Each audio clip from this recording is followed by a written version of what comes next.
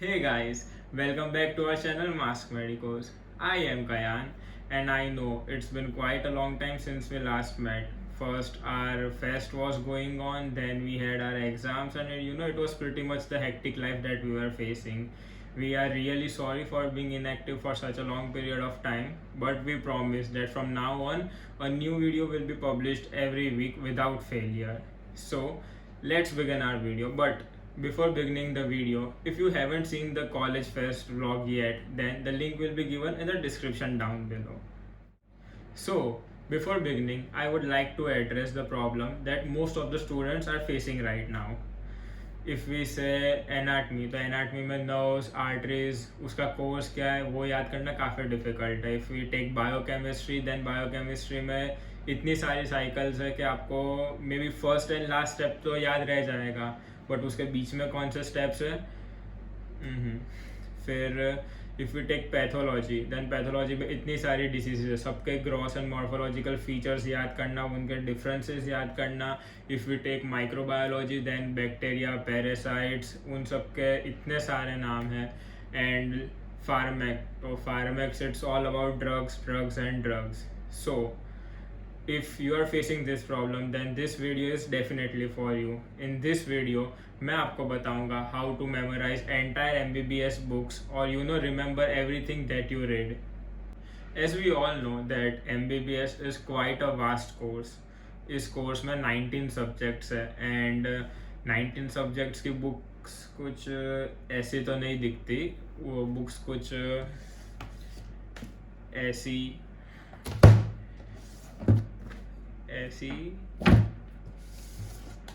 या ऐसे दिखती है. So how to remember all this books. So कोई भी सब्जेक्ट हो, फर्स्ट ऑफ ऑल आपका वो सब्जेक्ट को लेकर क्लिनिकल अप्रोच होना चाहिए. आप नीट पीजी या कोई भी रीसेंट एग्जामिनेशन या उनकी पैटर्न फॉलो कर रहे हो तो आपको मालूम पड़ेगा कि अभी क्लिनिकल अप्रोच ही मतलब ज़्यादा पूछा जाता है rather than mugging up things. So clinical approach वो कैसे होगा. First of all you have to go to your postings and जो भी आपके डिफरेंट वार्ड में पोस्टिंग होने वाली है, you have to attend those postings. उसमें डिफरेंट केसेस होंगे, तो आपको पता चलेगा कि कौन सी डिसीज़ को लेके क्या क्या होता है पेशेंट्स में. For example, if we take a patient named Rahul, age 25 years, he comes to you and he shows symptoms like recurrent occurring fever, vomiting, back pain, fatigue, headache for 3 days. So how will you diagnose him? First of all, you will take his history and send his blood reports for a test. So after the results come, you know that this is the case of malaria. if आपने malarial disease पढ़ी होगी तो आपको मालूम होगा कि malaria का जो मेन कैरेक्टरिस्टिक फीचर है that is recurrent occurring fever. So अब आपको पता चल गया है कि he is suffering from malaria. Then आपका अप्रोच क्या होगा, आप उसको कैसे ट्रीट करोगे. सो अगर आपको ये चीज़ पता चल गई तो आपके सारे सब्जेक्ट्स वो टॉपिक को लेकर इंटरलिंक्ड हो जाएंगे. अब ये कैसे अप्रोच करेंगे वो मैं आपको बताता हूँ. For example, if we take the case of malaria, then जो मलेरियल साइकिल है पैरासाइट की वो क्या है. If you see in microbiology, then वो पूरी साइकिल दी हुई है जो ऐसे दिखती है. And now you have to visualize thing. आपने 3-4 पेज में जो डिटेल्स दी हुई है पूरी साइकिल की, आपने वो तो पढ़ ली, लेकिन आपको ये विजुअलाइज कैसे करना है, ये आपको कुछ ऐसे करना है. For example, the malarial infection it is acquired by the bite of female anopheles mosquito. So जो उसके सलाइवरी ग्लैंड में जो स्पोरोसॉइड्स होंगे वो ह्यूमंस में एंटर करेंगे. After entering the blood circulation they will go into the liver में hepatocytes में जो स्पोरोसाइट्स होंगे वो ट्रोफोसाइट्स में कन्वर्ट होंगे. ट्रोफोसाइट्स से वो कन्वर्ट होंगे मीरोसाइट्स में. एंड देन जो मीरोसाइट्स होंगे वो लीवर सेल को जब लीव करेंगे, then they will attack the RBCs of our body. इन आरबीसीज जो मीरोसाइट्स होंगे they will again get converted into trophozoites. And वो जो हीमोग्लोबिन पिगमेंट है उसको डिग्रेड करेंगे and they will form the haemozoin pigment which is very harmful for us. Also, some of the merozoites, they don't get converted into the trophozoites, and they convert into gametocytes, and then they will form male and female gametes. So आपको ये जो पूरी cycle है वो visualise रखनी है. So next time when you revise और you know once again go through this topic, then आपको 3-4 पेज याद रखने की ज़रूरत नहीं है. आपने सिर्फ ये जो पूरी साइकिल है वो याद रख ली, then that's more than enough. So जो भी टेक्स्ट बुक में जो भी इमेजेस है, डायग्राम्स है, फ्लो चार्ट्स है, आपको उन पे ज़्यादा फोकस करना है रेदर देन टेक्स्ट, क्योंकि जो भी मेन पॉइंट्स है वो उन साइकिल्स में फोकस किए हुए हैं. Also you can you know make your own flow charts और शॉर्ट नोट्स, जिससे आपको वो चीज़ें याद रहे, क्योंकि टेक्स्ट बुक में काफ़ी ज़्यादा लंबा दिया होगा. आपको अपने वर्ड्स में याद करना है और अपने तरीके से. After the first step of visualization, आपका अप्रोच इंटीग्रेटेड भी होना चाहिए. By integrated approach I mean, आपने सपोज कि माइक्रोबायोलॉजी की टेक्स्ट बुक में से मलेरियल पैरासाइट की साइकिल पढ़ी and you read all about malaria, then आपको वही टॉपिक पैथोलॉजी एंड फार्माकोलॉजी में से भी पढ़ना है. If you see, then pathology में वो टॉपिक के बारे में क्या क्या दिया हुआ है. So you know there are this complications or morphologic features which are given in the pathology textbook. There is enlargement of spleen and liver which causes hepatosplenomegaly. There may be hemoglobinuria. There is renal impairment, hypoglycemia. There is also severe anemia, jaundice, pulmonary edema, and you know all of this might occur because of malaria. So you have to read that particular topic from pathology.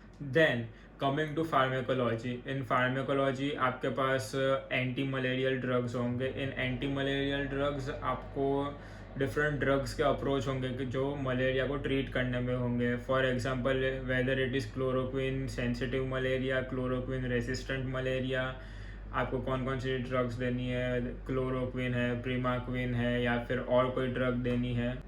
अभी आपने malaria topic सारी text books में से पढ़ लिया है. सो अगर आप कोई भी टॉपिक को लेके यही इंटीग्रेटेड अप्रोच रखोगे, so there are very less chances कि आप वो टॉपिक को कभी भी भूलोगे, और वो टॉपिक आपका सुपर स्ट्रांग हो जाएगा ये इंटीग्रेटेड अप्रोच के साथ. Also after the visualization and the integrated approach, आपको जो भी टॉपिक में पर्टिकुलर टेबल्स दिए हो, मे बी ऑफ डिफरेंसेस और सिमिलरिटीज, आपको वो टेबल्स पे पहले कॉन्सेंट्रेट करना है, क्योंकि वो टेबल्स में आपको जो भी इंफॉर्मेशन होगी वो बहुत ही कंसाइज वे में दी होगी, और जो भी इम्पॉर्टेंट इन्फॉर्मेशन है वही दी होगी, रेदर देन रीडिंग टेक्स्ट जिसमें यू नो काफ़ी ज़्यादा लाइंस और वो सब अननेसेसरी थिंग्स आपको ज़्यादा मिलेगी. आपको फोकस जो मेन चीज़ है उस पर ही रखना है. सो focus or you know go mainly for the tables of differences or similarities which are given in the textbook and try to remember them. Then after doing everything you have to check your preparation of that particular topic. अब वो आप कैसे करोगे? So उसके लिए you know there are this online coaching apps जिसमें आपको MCQs मिल जाएंगे वो पर्टिकुलर टॉपिक के. Also there are review books जिसमें सारे टॉपिक्स कवर किए हुए हैं, और else you can also make your own questions और flash cards, that is also recommendable. आपको वो चीज़ प्रैक्टिस करनी है, उसके बाद आपको जो भी इन्फॉर्मेशन इनकरेक्ट हुई है या फिर जो भी इन्फॉर्मेशन आप रिटर्न नहीं कर पाए हो, आपको वो इन्फॉर्मेशन या तो कोई अलग नोटबुक में लिख देनी है, या तो फिर वो की वो इन्फॉर्मेशन आपको टेक्स्ट बुक में हाईलाइट कर देनी है या अंडरलाइन कर देनी है, जिससे कि अगर आप नेक्स्ट टाइम जब भी वो चीज़ पढ़ो तो आपको याद रहेगा कि ये इन्फॉर्मेशन रिटेन करने में आपको प्रॉब्लम हुई थी. और यू नो ज़्यादा नोटबुक्स भी मत बनाना, because at the time of revision फिर आप सब नोटबुक्स रेफर नहीं कर पाओगे. सो आई वुड सजेस्ट कि जैसे आप नीट में प्रिपेयर करने के लिए कर रहे थे, आप इसमें भी वैसा ही कीजिए कि जितने भी गलत इन्फॉर्मेशन है उसको आप एक ही जगह पे कंसाइज रखिए और एक ही जगह पे रखिए, जिससे कि यू नो रिवीजन के टाइम पे आपको वो काफ़ी हेल्पफुल होगा. And last but not the least, revision. You have to revise that topic, no matter वो टॉपिक कितना भी ईजी हो, या आपको यू नो इनिशियली लगेगा कि नहीं ये टॉपिक तो मैंने मास्टर कर लिया है, यू नो ये टॉपिक मेरे को काफ़ी लंबे टाइम तक याद रहेगा, but you need to revise that topic. May be if you use this approach which I just told you, आपको जो चीज़ शायद 5 बार रिवाइज करने की ज़रूरत थी वो सिर्फ अभी एक बार ही रिवाइज करनी पड़ेगी, लेकिन रिविजन इज़ नेसेसरी, जो आपको मतलब करना पड़ेगा. The thing is, all can study for long hours, but your result will depend upon your strategy or approach that you use. There are an number of students जो शायद 8 10 या फिर 12 घंटे तक पढ़ लेंगे, लेकिन जो रिजल्ट या फिर रैंक डिटरमाइन होगा वो आपके अप्रोच या आपकी स्ट्रेटजी जो आप यूज़ करते हो उससे डिपेंड करेगा. I hope this video was useful to you and it added some value to your life. So do like, comment and share this video with your friends as much as possible, and don't forget to subscribe to our YouTube channel for more such amazing content. Also, thank you for your love and support, and we are going to reach 1K subscribers very soon.